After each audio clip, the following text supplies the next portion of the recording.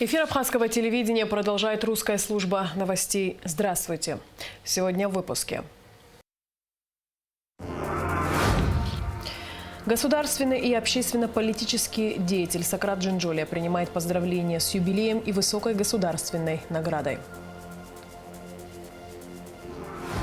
Завершается совместная программа Министерства просвещения Абхазии и Северокавказского федерального университета по повышению квалификации педагогов и работников госучреждений. Ашанацла. Под таким названием 10 декабря на культурно-деловой платформе ГУМА стартовала новогодняя акция фонда Ашана и благотворительной организации «Кераз». –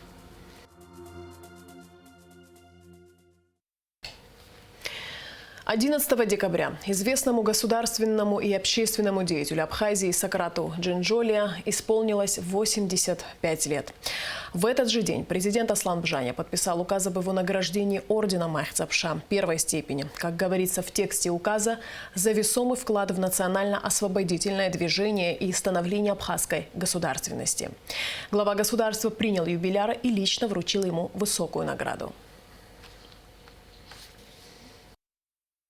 Егерте хабасве хамаз яхаиказем уйцуд ду харахсухнаха шараша анца усагwana гарасумоб шайва шпиша хая хархутя нас итигияч ниста исфарсу истахубриоб абри успхаснапе стазиус нас ивепшим ауспхакваснапе рыцзивет Ейвепшим агуана гаражому пава из гобходокоп из гамходокоп ари сара сазлахоп шизала ари асме ганахала эйчак низеги рбуяхой из банагзар абсна хинкара хинзан заадзо абсникун хомилат шира ау псицки хашурдирвет зхия мегзез ха убрейче агуана гарахепш хаз зигргуана гарубрик сардара саргурга.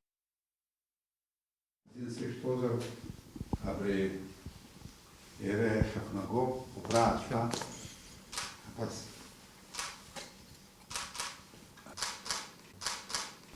Я выражаю большую благодарность за награду и отношу ее не только к своим заслугам, но и ко всем тем, с кем мне пришлось жить и работать. Это в первые годы после выборов первого созыва парламента нашего, годы войны и после войны. Мне пришлось пройти многое вместе с ними. Это и военные годы, послевоенное строительство, тяжелые времена. И самое главное, на чем основывается наша государственность и наше сегодняшнее бытие на земле, это те люди, которые подняли оружие в защиту нашей страны, нашего народа, многие из которых погибли, многие герои сегодня здравствуют. Мы всегда вспоминаем и будем помнить каждого поименно, потому что благодаря им, благодаря их мужеству, самоотверженности, сегодня существует жизнь на земле, и мы сами физически существуем. Мы должны сделать все для того, чтобы память их не была омрачена, чтобы то государство, та Абхазия, ради которого они отдали жизнь, была бы построена независимая, процветающая, удобная для всего населения страна. Мы это все будем делать. Спасибо. С юбилеем и высокой государственной наградой Сократа Джинджолия поздравили в Общественной палате Абхазии. Сюда же пожелать юбиляру крепкого здоровья, бодрости духа и хорошего настроения пришли спикер парламента Лаша Ашуба и вице-спикер Фазлыби Авицба. Репортаж Эсме Гуланзе. Сократ Джинджолия – государственный и общественный деятель, имя которого известно далеко за пределами нашей страны. Он стоял у истоков Абхазского национально-освободительного движения, зампредседателя Верховного Совета Абхазии, министр иностранных дел, премьер-министр, спикер парламента. Где бы ни трудился Сократ Рачевич, он всегда являлся образцом честного служения делу, порядочности и верности своему народу. Ему не раз приходилось защищать интересы Абхазии и на международных переговорах переговорах. И делал он это с большим профессионализмом. Хотел бы прежде всего подчеркнуть, что я счастлив, что я работал с таким человеком в течение 5 лет в парламенте. И могу сказать, что это действительно пример человека, который всегда может прийти и на помощь, и посоветовать, и всегда принять мудрое решение. И действительно человек заслуживает того, чтобы о нем знали, помнили. И я думаю, что молодежь, которая у нас сегодня растет, я им всегда говорю в университете, пригласите, встречайтесь, потому что такого кладезня истории, да, в Абхазии на сегодняшний день фактически нет, потому что он участвовал во всех процессах, которые были до войны, во время войны, после войны. И многое, что мы сегодня имеем в смысле мирной жизни, это заслуга этого человека. Жизненный опыт, знания и политический талант Сократа Джинджолия и сегодня востребованы обществом. Со дня создания Общественной палаты он является ее членом, оставаясь в центре всех происходящих в стране процессов. Его слово неизменно пользуется авторитетом. Вот у нас на Общественной палате, когда какой-то решается вопрос, предположим, да, в основном такие бывают сложные, спорные. Я всегда сижу и думаю, ну когда же очередь дойдет до Сократа, чтобы он вот действительно сказал, и на этом мы все бы это самое. И действительно получается так, что мы все успокаивались. Его слово было последнее. Это очень мудрый человек. Какие сложные должности он занимал в те тяжелые времена, когда вообще никто с нами не считался. И везде всегда Сократ Рачевич, он достойно нас представлял. Много теплых слов прозвучало в адрес Сократа Джинджолия в Общественной палате. Коллеги вручили ему памятный подарок. На поздравление юбиляр ответил с присущей ему скромностью. Не я один, а все принято называть командой, а, собственно, это была не команда, единомышленники. Они и многие здесь сидящие делали все зависящее от них, в том числе и от меня, я делал то же самое. И то, что считал нужным, то, что полагалось делать по службе. Ничего выдающегося никто не собирался делать. Надо было защищать интересы республики, если это было на дипломатическом фронте. Люди защищали с оружием в руках эту страну, защищали, кровь проливали. Вот настоящие герои, те, которые лежат в земле, которым мы поклоняемся, и те живые сегодня участники войны, руками которых все это было сделано. Спасибо я адресую им и считаю, что мы им обязаны всей своей жизнью. Далее Сократа Джинджолия поздравили спикер парламента Лаша Ашуба и вице-спикер Фазлыби Авицба. Юбиляру был вручен памятный подарок. Хотели бы еще раз засвидетельствовать вам свое уважение, поздравить вас с таким юбилеем. Мы горды тем, что один из основоположников абхазского государства сегодня наш современник, что мы продолжаем дело, достойно начатое вами и вашими соратниками. И долгие-долгие годы, чтобы ваша мудрость сопровождала нас во всех наших делах. Спасибо. Мы на вас очень рассчитываем и на всех старших людей, которые являются членами Общественной палаты, очень надеемся и рассчитываем. Спасибо вам за вашу мудрость и за ваше отношение к родной стране и родному народу. Сократ Джинджолия отметил, что для него очень важно получить поздравления от представителей парламента, ведь значительная часть его работы прошла именно там. Мудрый и справедливый человек, дальновидный политик, чей жизненный путь богат памятными событиями и достижениями. Коллектив АГТРК присоединяется к многочисленным поздравлениям и желает крепкого здоровья, бодрости духа и долгих лет жизни. Эсма Гуланце, Алексей Гухава, Абхазское телевидение. Президент Аслан Бжани утвердил состав комиссии по делимитации государственной границы и разграничению морских пространств между Республикой Абхазия и Российской Федерацией. Председателем комиссии утвержден первый вице-премьер, министр сельского хозяйства Беслан Джопуа. В состав комиссии вошли представители различных министерств и ведомств республики. Президент Аслан Бжани поздравил президента Российской Федерации Владимира Путина с Днем Конституции Российской Федерации. У Конституции России богатая история. Она перенесла глубокие изменения, отражая особенности каждой эпохи развития государства, подстраиваясь под нужды и цели страны, народа, говорится в поздравлении главы государства. Аслан Бжаня выразил уверенность, что абхазо-российские отношения, основанные на дружбе и взаимоуважении, будут и в дальнейшем развиваться и укрепляться. Спикер парламента Лаша Ашуба от имени Народного собрания поздравил руководителей палат Федерального собрания Валентину Матвиенко и Вячеслава Володина с Днем Конституции Российской Федерации. Лаша Ашуба выразил уверенность, что дальнейшее укрепление абхазо-российского межпарламентского сотрудничества будет способствовать наращиванию динамики отношений между государствами в интересах народов Абхазии и России.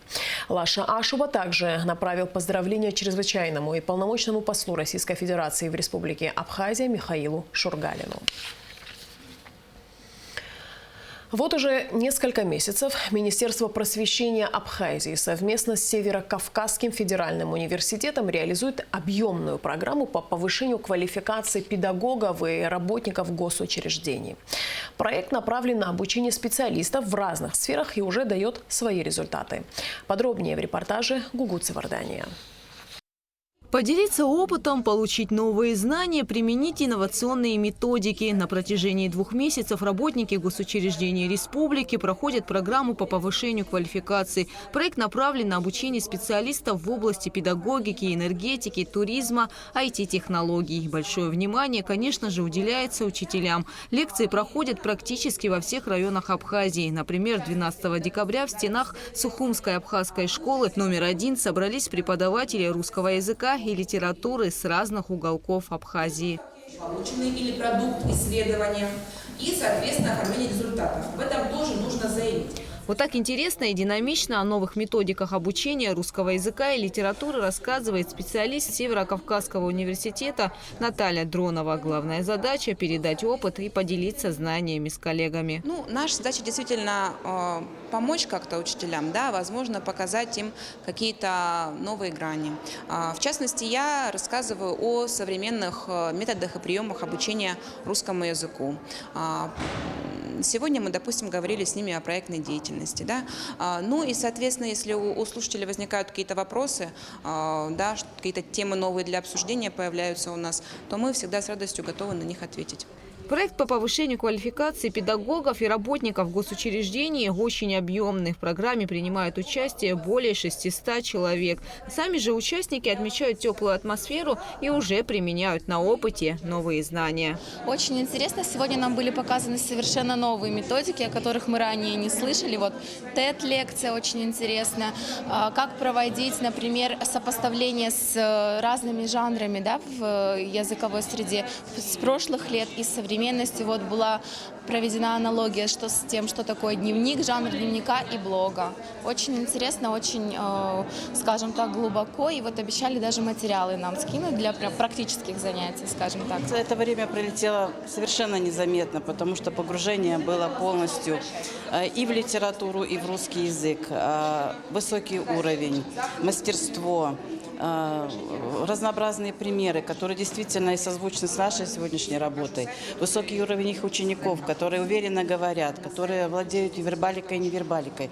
То есть это настолько все значимо сейчас для нас и полезно, что хочется сказать всем огромное спасибо. Программа реализуется Министерством просвещения республики совместно с Северо-Кавказским федеральным университетом. По словам главы Минпросвещения Нала Габли, сейчас отслеживаются результаты, после чего подведут итоги. Однако можно с уверенностью говорить о том, что проект уже приносит свои плоды. Уже мы получаем хорошие отзывы из туриндустрии, чьи сотрудники принимали участие на базе 4-й школы Сухумской. Мы проводили эти семинары. И действительно, что цель была повысить уровень сервиса и квалификации, да, сотрудников гостиниц и отелей. Для нас это передовая отрасль экономики, поэтому мы были очень заинтересованы в том, чтобы было много слушателей. Мы позвали Союз туризма Абхазии, Министерство туризма, конечно же, и всех желающих мы приглашаем. приглашали на эти курсы. Вот в целом мы удовлетворены работой наших коллег из Ставрополя и благодарим их за активное участие, вовлечение в эту непростую работу. Итоги проекта по повышению квалификации педагогов и работников госучреждений будут подведены 16 декабря. Гугуца Вардания, Михаил Братухин, Абхазское телевидение. Мы знаем придаточные.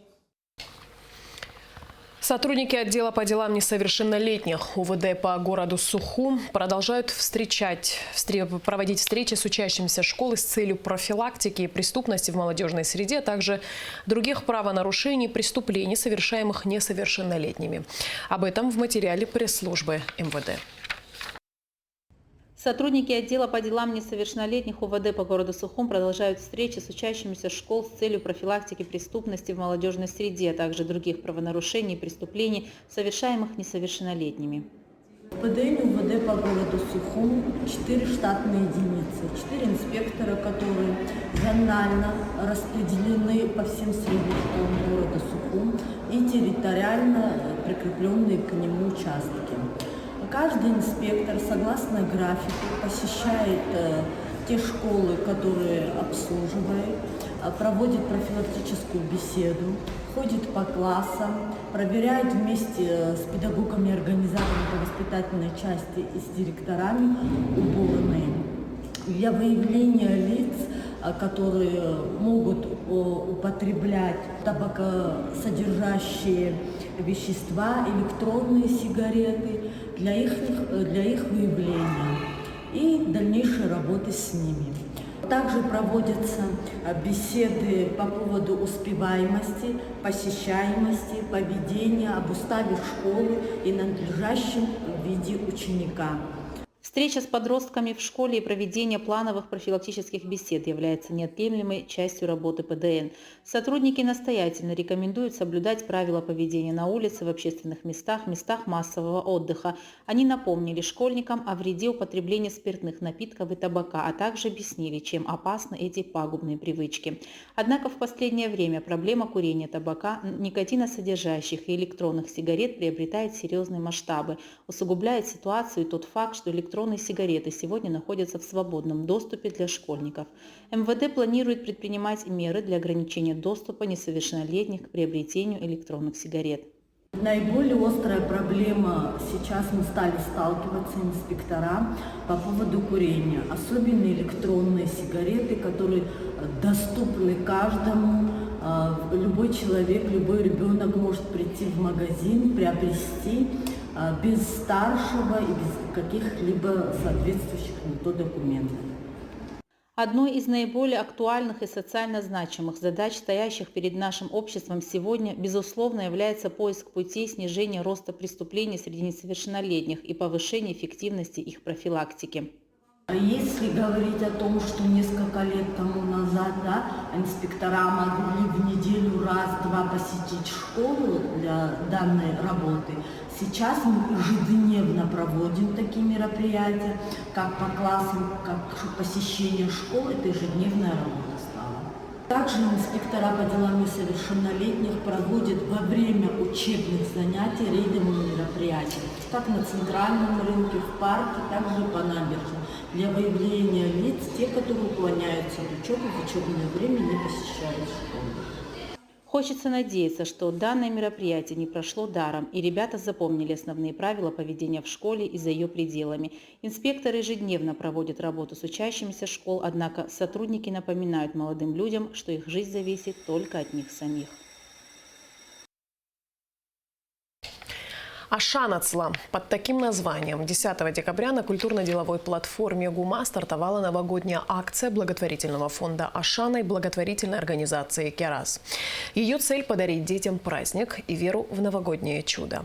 Акция Ашанацла проводится при поддержке Сухумского офиса детского фонда ООН. О том, как стать Дедом Морозом и осуществить детскую мечту, расскажет Шазина Ханагуа. С детства мы верим в волшебство новогоднего праздника. Дети с родителями готовятся к торжеству и, спрятавшись, пишут письма Деду Морозу о своих мечтах и о том, какие подарки хотят увидеть под елочкой. В канун Нового года каждый из нас может стать волшебником и осуществить желание ребенка. Ежегодно фонд Ашана и благотворительная организация Керас проводят акции «Ассир Хамтас» и «Стань Дедом Морозом». В этом году было принято решение объединить эти акции в одну под названием «Ашанацла. Елка чудес» и установить волшебную елку на платформе ГУМА. Пришла такая идея объединить усилия вот этих всех, в кавычках, Деда Морозов и Снегурочек, тех людей, которые берут детские письма и исполняют желания, мечты детей, вот в такую визуально интересную историю про то, что журавлики оригами будут разлетаться вот с этой главной елки и разлетаться по всей Абхазии, чтобы выполнить желания, которые дети написали на этих письмах. Особенность в том, что не так много общих акций у этих двух благотворительных фондов, и хотелось бы показать, что не имеет значения, что это ребенок, который подопечный Кераза, или ребенок, который подопечный фонда Ашана, а просто ребенок, у которого есть желание, у которого есть мечта, и любой желающий может ее исполнить. На елке чудес Ашанацла висят бумажные журавлики. На каждом из них отмечены буквы и номер, по которым затем определяются письма детей. В этом году дети своими руками вырезали оригами в виде журавликов, и дети писали письма Деду Морозу и Снегурочке. Я подчеркну еще раз, это подопечные двух фондов, и каждый желающий может снять журавлик и соответствующее этому номеру письмо забрать, чтобы исполнить желание одного из подопечных. Идея с журавликами оригами возникла у Хиблы Возба не случайно. Она символизирует древнюю японскую легенду. Согласно традиции, желание, вложенное при складывании журавлика, обязательно исполнится. Была бы очень сложная история, если бы каждый ребенок сам складывал этого журавлика. Некоторые дети очень маленькие, некоторые не могут физически это сделать. И мы обратились за помощью к руководству интерната Сухумского. Они всегда помогают нам в различных мероприятиях и акциях. И под руководством учителя труда Илоны Гварамия, дети, которые ходят в кружок и вот на уроках труда, они изготовили для нас вот этих всех журавликов, для того, чтобы мы могли потом уже их с письмами состыковать. На волшебной елке 250 журавликов с заветными желаниями детей. А остальные письма находятся в офисах фонда. Дети просят о разном. Это и канцелярские принадлежности, обувь, теплые вещи, игрушки. Однако встречаются и необычные пожелания. Некоторые мечтают встретиться и пообщаться со своими кумирами. В этом году есть такие несколько интересных писем, на которые стоит обратить внимание. Одно из таких – это письмо нашего мальчика Марытхо, который мечтает встретиться с певицей Сати Какубава. Не хотим раскрывать секрет, но думаем, что это желание его исполнится. Надеюсь, он не увидит этот репортаж, потому что это должен быть для него секрет. Также есть мальчик, который попросил встретиться с нашим спортсменом, знаменитым, всемирно известным Денисом Царгуш. Тоже у нас большая надежда, что все-таки его желание исполнится, так как ребенок по состоянию здоровья не может заниматься спортом, и у него была такая мечта хотя бы увидеть своего любимого спортсмена. И еще одно интересное желание у Батала. Честно говоря, когда я прочитала это письмо, я много раз это правда он написал, это правда его желание, потому что мне немножко не верилось. И мама сказала, что когда он писал это письмо, он вот не верил, что это может исполниться, но все-таки писал со слезами на глазах. Он мечтает встретиться с нашим артистом Анатолием Алтыба. Акция «Шанацла» стартовала 10 декабря. И, по словам организаторов, коллективы школ, детских садов, организаций активно принимают в ней участие. В преддверии Нового года все ждут чуда. Акция «Шанацла» укрепляет веру в лучшее, а это чувство бесценно. Праздничное завершение акции и вручение подарков пройдет 26 декабря на станции ГУМА. Шазина Ханагу, Тимур Гугохия, Абхазское телевидение. Финал 10-го международного турнира по вольной борьбе на призы от председателя Высшего совета ВАК Мусы Экзекова состоялся накануне в Новом Афоне. Турнир был приурочен 30-летию ВАК и съезду Конгресса, который проходил 7-8 декабря в Абхазии. Организатор – Государственный комитет по делам молодежи и спорту и Всемирный Абхазо-Абазинский конгресс. Подробности в репортаже Алики Трапш. В финале 10-го международного турнира по вольной борьбе на призы от председателя Высшего совета ВАК Мусы Экзекова принимали участие около 130 борцов вольного стиля из Карачаева-Черкесии, Кабардино-Балкарии, Дагестана, Краснодара, Сочи и всех городов Абхазии. Спортсмены выступали в 3 возрастных и 15 весовых категориях. Среди них были чемпионы и призеры чемпионатов мира, Европы и России. Хочу поблагодарить всех за участие в нашем турнире. Действительно большой вклад в этом виде спорта вкладывает Муса Экзеков. Очень сильно развита стала в нашей республике вольная борьба, и очень много детей занимается этим. Я хочу поблагодарить вас всех, что сегодня пришли сюда, увидели этот праздник. Я вижу, сколько сегодня людей, новых лиц появились в этом зале. Мне очень приятно вас видеть. Удачи вам в жизни, удачи всем детям. Сегодня победители и призеры будут награждены ценными подарками. Я думаю, что дети будут довольны и счастливы. Председатель Высшего совета ВАК Муса Экзеков поздравил участников турнира и их тренеров, отметив, что соревнования позволяют совершенствовать навыки и, конечно же, являются хорошим опытом для спортсменов. Уважаемые тренеры, низкий вам поклон.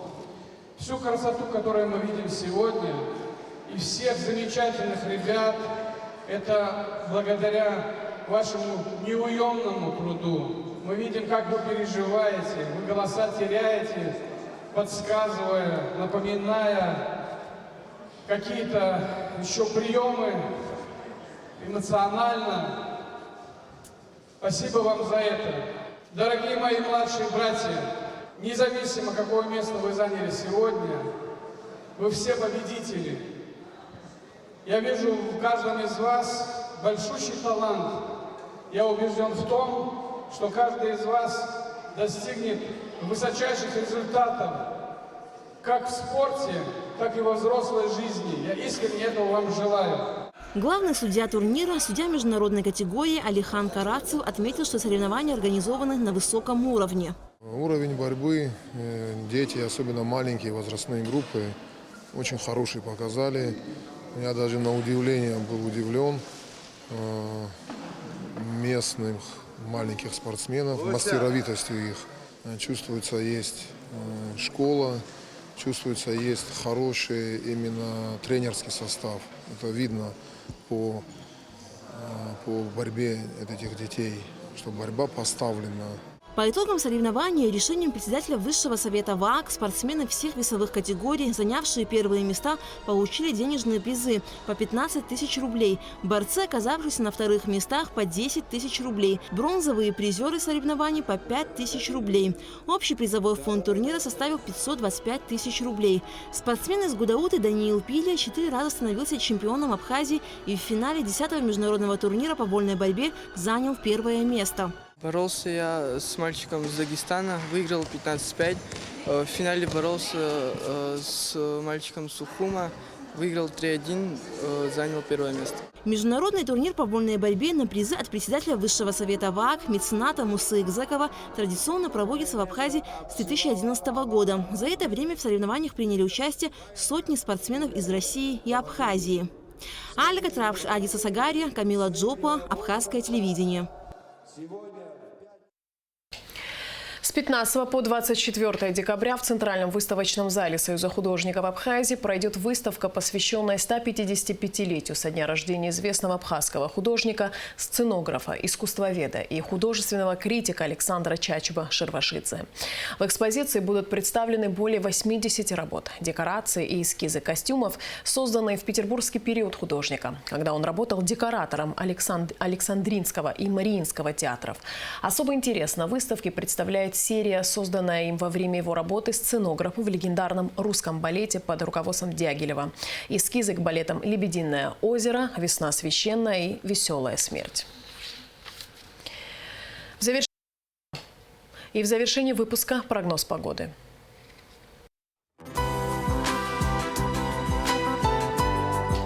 По сообщению Гидрометцентра, во вторник, 13 декабря, на территории Абхазии ожидается облачная погода. Ночью и утром временами слабый дождь.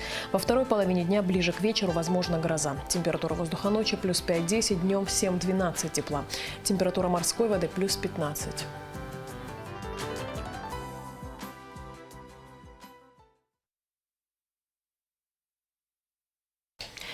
На этом наш выпуск завершен. Всего доброго и до встречи в эфире.